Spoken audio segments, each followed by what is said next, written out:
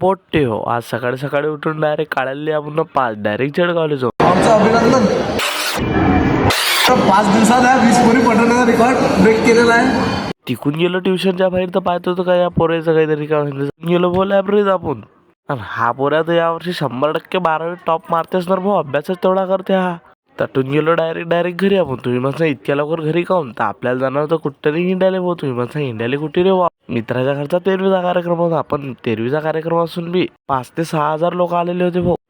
तर मग काय विषय झाला भाऊ वाढतं गिडना. म्हटलं आपण बी घेऊ आता जेवण करून. बसलो ना भाऊ फटकन जेवण करायला. शेव बुंदी लाडू मिक्सर. कुठून घरी आलं तर येणच भाऊ मला तुरी वाऊ घालायला लावला. हे माझ्या आजी वाऊ घेऊ घालणं झालं. डायरेक्ट गेलो आपण अंड्या दुकानावर भाऊ पटापटा.